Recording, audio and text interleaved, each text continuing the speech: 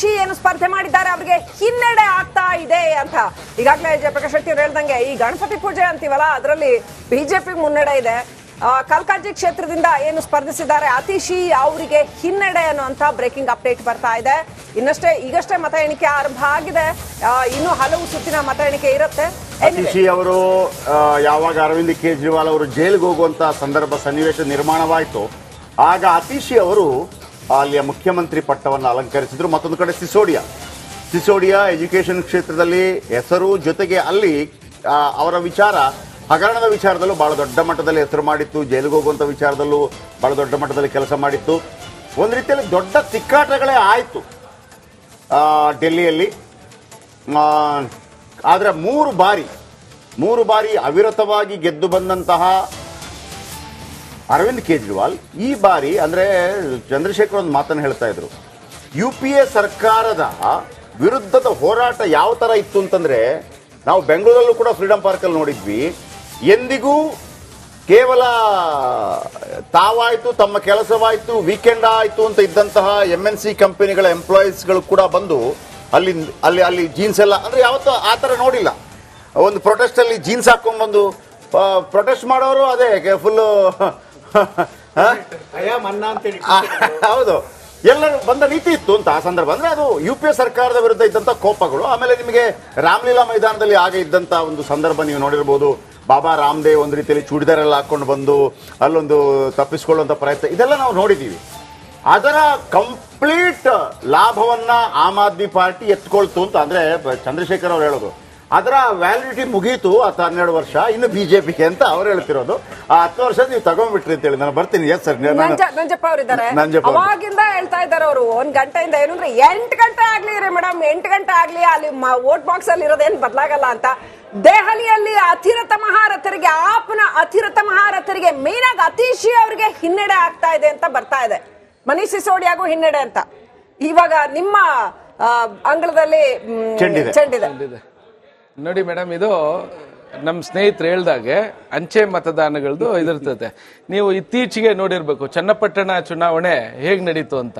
ಆರಂಭದಲ್ಲಿ ಮೋದಿ ಕ್ಯಾಂಡಿಡೇಟೇ ಮುನ್ನಡೆಯಲ್ಲಿದ್ರು, ತದನಂತರದಲ್ಲಿ ಏನಾಯ್ತು ಅನ್ನೋದು ನಿಮಗೆ ಗೊತ್ತಿದೆ. ನಾನು ಅತಿ ಮುಖ್ಯವಾಗಿ ಒಬ್ಬ ವಕೀಲನಾಗಿ 3 ದಶಕಗಳ ಕಾಲ ಕೋರ್ಟ್ನಲ್ಲಿ ಪ್ರಾಕ್ಟೀಸ್ ಮಾಡಿರೋದ್ರಿಂದ ನಮ್ಮ ಸ್ನೇಹಿತರು ಹೇಳಿದ ಪ್ರಶ್ನೆಗೆ ಸ್ಪಷ್ಟೀಕರಣ ಕೊಡ್ಲಿಲ್ಲ ಅಂದ್ರೆ ತಪ್ಪಾಗ್ಬಿಡುತ್ತೆ, ತಪ್ಪು ಸಂದೇಶ ಹೋಗ್ತದೆ. ಯಾವ ಪ್ರಶ್ನೆಗೆ? ಬೇಲ್ ವಿಚಾರ, ಜೈಲ್ ವಿಚಾರ. ಅರವಿಂದ್ ಕೇಜ್ರಿವಾಲ್ ಅವ್ರಿಗೆ ಯಾರು ಬಿಡುಗಡೆ ಮಾಡಲಿಲ್ಲ ಅಂದ ಕ್ಷಣಕ್ಕೆ ಅದು ಯಾವ ಕೇಸಲ್ಲಿ ಬೇಲ್, ಒಂದ್ ನಿಮಿಷ ಅದನ್ನೇ ಕ್ವಾಶ್ಗೆ ಹೇಳ್ತೀನಿ, ಯಾವ್ದ್ರಲ್ಲಿ ಕ್ವಾಶ್ ಮಾಡಬೇಕು, ಯಾವ್ದ್ರಲ್ಲಿ ಕ್ವಾಶ್ ಮಾಡಬಾರ್ದು ಅಂತ ನಿಯಮಗಳಿದಾವೆ ಕೋರ್ಟ್ಗೆ, ಆಯ್ತಾ? ಹಾಗಾಗಿ ಭ್ರಷ್ಟಾಚಾರದ್ದು ಇನ್ನೊಂದು ಬಂದಾಗ ಯಾರು ಯಾವ ಕೇಸನ್ನು ಕ್ವಾಶ್ ಮಾಡಲ್ಲ, ತನಿಖೆ ಆಗ್ಲಿ ಅಂತಾನೆ ಹೇಳೋದು, ತನಿಖೆ ಆದ್ಮೇಲೆ ಬರೋದು. ಈಗ ನೀವು ಅಷ್ಟು ದಿನ ಹಿಂದಕ್ಕೆ ಹೋಗೋದು ಬೇಡ.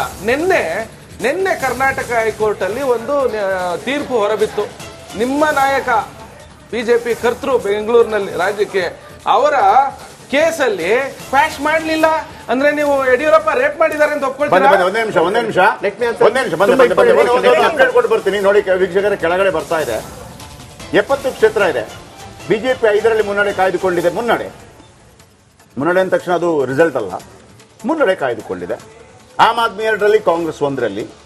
ಒಂದೇ ಲೆಕ್ಕಾಚಾರ ನೀವು ಹಾಕಬೇಕಾಗಿರುವಂಥದ್ದು. ಆ 70ರಲ್ಲಿ 70 ಅರ್ಧ 35ಕ್ಕಿಂತ ಒಂದು ಜಾಸ್ತಿ ಯಾರಿಗೆ ಬರುತ್ತೋ ಅವರು ಸರ್ಕಾರ ರಚನೆ ಮಾಡ್ತಾರೆ ಅಂತೇಳಿ. ಆದರೆ 35-36 ಇಟ್ಕೊಂಡು ಸರ್ಕಾರ ರಚನೆ ಮಾಡಲಿಕ್ಕೆ ಖಂಡಿತ ಸಾಧ್ಯ ಇಲ್ಲ. ಅದು ಭಯಂಕರ ಆಗ್ಬಿಡ್ತದೆ. ಕಳೆದ ಬಾರಿ ಇದೇ 70ರಲ್ಲಿ ಆಮ್ ಆದ್ಮಿ ಪಾರ್ಟಿ 62 ಗೆದ್ಕೊಂಡಿತ್ತು. ಹಾಗಾಗಿ ಹಾರ್ಸ್ ರೈಡಿಂಗ್ ಮಾಡೋದಕ್ಕೂ ಅಲ್ಲಿ ಜನ ಬೇಕು, ಅಂಥದ್ದಿಲ್ಲ. ನನಗೆ ಈಗಲೂ ಒಂದು ಆಶೆ ಏನಪ್ಪಾ ಅಂತಂದ್ರೆ, ನೀವು ಯಾವ ಪಾರ್ಟಿ, ಕಾಂಗ್ರೆಸ್ ಬರ್ತಿರೋ ಬನ್ನಿ, ಬಿಜೆಪಿ ಬರ್ತಿರೋ ಬನ್ನಿ, ಅಥವಾ ಆಮ್ ಆದ್ಮಿ ಬರ್ತಿರೋ ಬನ್ನಿ, ಒಂದು 55 ತನಕ ಬನ್ರಪ್ಪ. ಈ ಹಾರ್ಸ್ ರೈಡಿಂಗ್ ಮಾತ್ರ ಬೇಡ ಅಂತ ಒಂದು. ಎರಡನೇದಾಗಿ ಈ ನ್ಯೂ ಡೆಲ್ಲಿ ಕ್ಷೇತ್ರ ಇದೆಯಲ್ಲ, ನ್ಯೂ ಡೆಲ್ಲಿ ಕ್ಷೇತ್ರದಲ್ಲಿ ಕೇಜ್ರಿವಾಲ್ ಆಮ್ ಆದ್ಮಿಯಿಂದ ಸ್ಪರ್ಧೆ ಮಾಡಿದ್ದಾರೆ. ಬಹಳ ಆಶ್ಚರ್ಯ ಏನಪ್ಪಾ ಅಂದ್ರೆ ಪರ್ವೇಶ್ ವರ್ಮಾ ಇದೆಯಾರಲ್ಲ, ಅವರು ಅಲ್ಲೇ ಎಲೆಕ್ಷನ್ ನಿಂತಿದ್ದಾರೆ. ಅವರು ಕೂಡ ಮುಖ್ಯಮಂತ್ರಿ ಅಭ್ಯರ್ಥಿ, ಒಬ್ಬರು ಮುಖ್ಯಮಂತ್ರಿ ಕ್ಯಾಂಡಿಡೇಟ್. ಇದು ಹೆಂಗೆ ಅಂತಂದ್ರೆ, ನರೇಂದ್ರ ಮೋದಿ ಅವರ ವಿರುದ್ಧ ವಾರಣಾಸಿಯಲ್ಲಿ ಹೇಗೆ ಅರವಿಂದ್ ಕೇಜ್ರಿವಾಲ್ ಸ್ಪರ್ಧೆ, ಅಲ್ಲಿಂದ ಸಂದೀಪ್ ದೀಕ್ಷಿತ್ ನೋಡಿ ಬಹಳ ಚೆನ್ನಾಗಿದೆ. ಕೇಜ್ರಿವಾಲ್ ಹಾಲಿ ಮುಖ್ಯಮಂತ್ರಿ ಆಗಿದ್ದಂಥವ್ರು, ಈಗ ಮಾಜಿ. ಪರ್ವೇಶ್ ವರ್ಮಾ ಉಮೇದುವಾರಿಕೆ ಇರುವಂತವರು. ಸಂದೀಪ್ ದೀಕ್ಷಿತ್ ಒಂದು ರೀತಿಯಲ್ಲಿ ಶೀಲಾ ದೀಕ್ಷಿತ್ ಡೆಲ್ಲಿಯಲ್ಲಿ ಬಹಳ ಪ್ರೀತಿ ಪಾತ್ರ, ಒಂಥರ ಪ್ರೀತಿ ಅಜ್ಜಿ, 10 ವರ್ಷ ಪ್ರೀತಿಯ ತಾಯಿ, ಪ್ರೀತಿಯ ಅಜ್ಜಿ ಅನ್ನುವಂಥ ರೀತಿಯಲ್ಲಿ ಬಹಳ ಜನಪ್ರಿಯರಾಗಿದ್ದಂಥವರು. ಸೊ ಅವರ ಮಗ ಇಲ್ಲಿ ಸ್ಪರ್ಧೆ ಮಾಡಿದ್ದಾರೆ. ನನಗೆ ಒಂದು ಖುಷಿ ಆಗೋದೇನು ಗೊತ್ತಾ, ಈ ಕೇಜ್ರಿವಾಲ್ ಹೇಗೆ ನರೇಂದ್ರ ಮೋದಿ ಅವರ ವಿರುದ್ಧ ಸ್ಪರ್ಧೆ ಮಾಡಿದ್ರು, ಅದೇ ತರ ಈ ಮುಖ್ಯಮಂತ್ರಿ ಇದ್ದವರು ನೇರ ಸ್ಪರ್ಧೆ ಮಾಡಬೇಕು ಅಂತ ಕ್ಷೇತ್ರ this is very interesting. Parvesh Verma ಇದ್ದಾರಲ್ಲ, ಪರವೇಶ್ ವರ್ಮಾ, ಸಾಹಿಬ್ ಸಿಂಗ್ ವರ್ಮಾ ಮುಖ್ಯಮಂತ್ರಿ ಆಗಿದ್ದಾರೆ ಬಿಜೆಪಿಯಿಂದ. ಇವರು 3 ಸರಿ ಮುಖ್ಯಮಂತ್ರಿ ಆಗಿದ್ದ ಶೀಲಾ ದೀಕ್ಷಿತ್ ಮಗ ಸಂದೀಪ್ ದೀಕ್ಷಿತ್ 3 ಸರಿ ಮುಖ್ಯಮಂತ್ರಿ ಆಗಿದ್ದಂತಹ ಇವರು ಅರವಿಂದ್ ಕೇಜ್ರಿವಾಲ್ ಅಲ್ಲಿ ಕಂಟೆಸ್ಟ್ ಮಾಡ್ತಿರ್ತಕ್ಕಂಥದ್ದು ನೋಡಿ. ಒಂದು ಮೊನ್ನೆ ಈಗ ACB ಲಂಚ ಕೊಟ್ಟರು ಅಂತ ಹೇಳಿ ಕಿಚ್ಚಕ್ಕೆ ಶುರು ಮಾಡಿದ್ರು. ಎಷ್ಟು ಸುಳ್ಳುಗಳು ಹೇಳ್ತಾರೆ ಇವತ್ತು ಅಂತ ಹೇಳಿದ್ರೆ, ನಿನ್ನೆ ಏನ್ ಮಾಡೋದು ಲೆಫ್ಟಿನೆಂಟ್ ಗವರ್ನರ್ ಅದೇನೋ ಕೇಳ್ತಾ ಇದಾರಪ್ಪ ಅಂತ ಹೇಳಿ ACB ಅವ್ರಿಗೆ ಹೋಗಿ ಕಂಪ್ಲೇಂಟ್ ತಗೊಂಡ್ ಬನ್ನಿ ಅಂತ ಹೇಳಿದ್ರೆ ಮನೆ ಒಳಕ್ಕೆ ಸೇರಿಸಲಿಲ್ಲ, ಗೇಟ್ ಲಾಕ್ ಮಾಡ್ಕೊಂಡ್ಬಿಟ್ರು. ಕಂಪ್ಲೇಂಟ್ ಕೊಟ್ಟಿಲ್ಲ ಇಲ್ಲಿವರೆಗೂ. ಹೋಗಿ ಯಾರು ತಗೊಂಡಿದ್ದಾರೆ, ಯಾರಿಗೆ ಕೊಟ್ಟಿದ್ದಾರೆ, ಯಾರು ದುಡ್ಡು ಇಸ್ಕೊಂಡಿದ್ದಾರೆ ಅಂತ ಹೇಳಿ ACB ಮನೆ ತುಕ್ಕೋದ್ರಕ್ಕೂ ಬಿಡ್ಲಿಲ್ಲ. ನಾನು ಯಾಕೆ ಹೇಳ್ತಾ ಇದ್ದೀನಿ ಅಂತ ಹೇಳಿದ್ರೆ, 16 ಜನಕ್ಕೆ ದುಡ್ಡು ಕೊಡ್ಬೇಕು ಅಂತ ಹೇಳಿ ಒಬ್ರು 7 ಅಂತಾರೆ, ಒಬ್ರು 17 ಅಂದ್ರೆ ಇನ್ನೊಬ್ರು 20 ಬಿಟ್ಬಿಡಿ, ಯಾರು ಗೆಲ್ತಾರೆ ಅಂತಾನೆ ಕನ್ಫರ್ಮ್ ಇಲ್ಲ.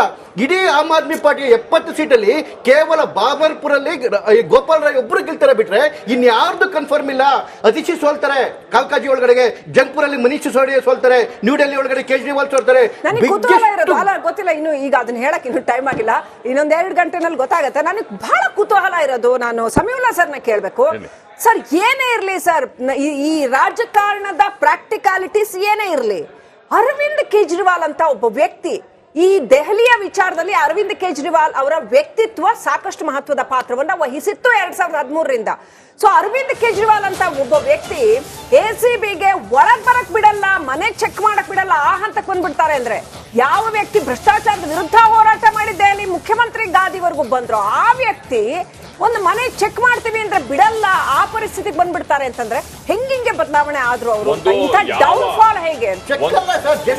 ಕಂಪ್ಲೇಂಟ್ ತಗೊಳಕ್ ಬಂದಿದ್ದವರು ಯಾವ ಅಸ್ತ್ರವನ್ನ, ಭ್ರಷ್ಟಾಚಾರದ ಅಸ್ತ್ರವನ್ನ ಹಿಡಿದು ಅಧಿಕಾರಕ್ಕೆ ಕೇಜ್ರಿವಾಲ್ ಅವರು ಭಾರತ ರಾಜಕಾರಣದ ಒಂದು ದೊಡ್ಡ ಪ್ರಯೋಗವನ್ನ ನಡೆಸಿ ಪ್ರತಿಪಕ್ಷ ರಾಜಕಾರಣದಲ್ಲಿ ಅಧಿಕಾರಕ್ಕೆ ಬಂದ್ರು. ಆ ಅಸ್ತ್ರವನ್ನೇ ಭಾರತೀಯ ಜನತಾ ಪಕ್ಷ ಅವರ ವಿರುದ್ಧ ಬಳಸಿದ್ದು ಈ ಒಂದು ಇತ್ತೀಚಿನ ದಿನಗಳ ರಾಜಕಾರಣದ ವೈಶಿಷ್ಟ್ಯ. ಇತ್ತೀಚಿನ ದಿನಗಳಲ್ಲಿ ಅವರು ಬಿಡಬೇಕು. ತನಿಖೆಗೆ ಏಜೆನ್ಸಿಗಳು ಬಂದಾಗ ಅವರು ಒಬ್ಬ ಮುಖ್ಯಮಂತ್ರಿಯಾಗಿ ಅವರು ಅದನ್ನ ಸಾಕಾರ ಮಾಡಬೇಕಾಗಿ ಬರುತ್ತೆ. ಮತ್ತೆ ಅವರು ಸರ್ಚ್ ವಾರಂಟು ಮತ್ತಿತರ ಲೀಗಾಲಿಟೀಸ್ ಅವರು ಪೂರ್ತಿ ಮಾಡ್ಕೊಂಡೇ ಬರಬೇಕು, ಏಕಾಏಕಿ ಏನ್ ಬರಕ್ಕೆ ಆಗೋದಿಲ್ಲ. ಹೀಗಾಗಿ ಯಾವ ಸ್ಟ್ರಾಟಜಿನ ಇಟ್ಕೊಂಡು ಅವ್ರಿಗೆ ಎತ್ಕೊಂಡಿದ್ರು, ಆ ಸ್ಟ್ರಾಟಜಿನೇ ಇಟ್ಕೊಂಡು ಅವನ್ನ ಹಣಿಲಿಕ್ಕೆ ಭಾರತೀಯ ಜನತಾ ಪಕ್ಷ ಪ್ರಯತ್ನವನ್ನ ಪಟ್ಟಿದ್ದು ನಮಗೆ ಇತ್ತೀಚಿನ ದಿನಗಳ ರಾಜಕಾರಣದ ವಿಶೇಷ. ಇಲ್ಲಿ ಇಂಪಾರ್ಟೆಂಟ್ ಅಂತಂದ್ರೆ ತಮ್ಮ ವಿರುದ್ಧದ ಭಾರತೀಯ ಜನತಾ ಪಕ್ಷದ ತಂತ್ರವನ್ನ ಅವರು ಕೂಡ ಭಾರತೀಯ ಜನತಾ ಪಕ್ಷದ ವಿರುದ್ಧವೇ ಬಳಸೋದಕ್ಕೆ ಪ್ರಯತ್ನ ಪಟ್ಟರು. ಒಂದು ಅಧಿಕಾರದ ದುರ್ಬಳಕೆ, ಒಂದು ಸೆಂಟ್ರಲ್ ಏಜೆನ್ಸೀಸ್ ಅನ್ನ, ರಾಜ್ಯಗಳ ನಾಯಕರನ್ನ ಬಗ್ಬಡಿಲಿಕ್ಕೆ, ಹಣಿಲಿಕ್ಕೆ ಬಳಸ್ತಾ ಇದ್ದಾರೆ ಅನ್ನೋದನ್ನ ಒಂದು ದೊಡ್ಡ ಧ್ವನಿಯನ್ನಾಗಿ, ಕೇಂದ್ರದ ವಿರುದ್ಧದ ದೊಡ್ಡ ಪ್ರತಿಭಟನೆ ಧ್ವನಿಯನ್ನಾಗಿ ಬಳಸೋದಕ್ಕೆ ಪ್ರಯತ್ನ ಪಟ್ಟರು. ಅದು ಎಷ್ಟು ಮಟ್ಟಿಗೆ ಓಟ್ಗಳ ಕನ್ವರ್ಟ್ ಆಯ್ತೋ ಅಥವಾ ಆರೋಪನೆ ಅವ್ರ ಮೇಲೆ ಉಳ್ಕೊಳ್ಳುತ್ತೋ ಅನ್ನೋದಕ್ಕೆ ಈ ಚುನಾವಣೆಯ ಫಲಿತಾಂಶ. ನಾನು JP ಸರ್ ಹತ್ರ ಒಂದು ಈ ಪ್ರಶ್ನೆ ನಾನು JP ಸರ್ ಕೇಳ್ಬೇಕು. ಯಾಕಂತಂದ್ರೆ ಒಬ್ಬ ಜರ್ನಲಿಸ್ಟ್ ಆಗಿ ನೀವು 2013ರಿಂದ ಈ ಚಳುವಳಿಯನ್ನು ಬಹಳ ಹತ್ತಿರದಿಂದ ನೋಡಿರ್ತೀರಾ. ಅರವಿಂದ್ ಕೇಜ್ರಿವಾಲ್ ಅವರ ವ್ಯಕ್ತಿತ್ವದ ಈ ಬದಲಾವಣೆ, ಜನರಲ್ ಮೂಡಿಸಿರ್ತಕ್ಕಂಥ ಈ ನಿರಾಸೆ, ಈ ವೈರುಧ್ಯ ಇದೆಯಲ್ಲ, ಏನ್ ಅನ್ಸುತ್ತೆ ನಿಮ್ಗೆ? ಹೇಗೆ ಆ ನಿರಾಸೆ ಆಗಿದೆ ಇಲ್ಲೋ ಅಂತ ರಿಸಲ್ಟ್ ಅಂತ ಒಂದು ನಂಬರ್ 1 ಒಂದು.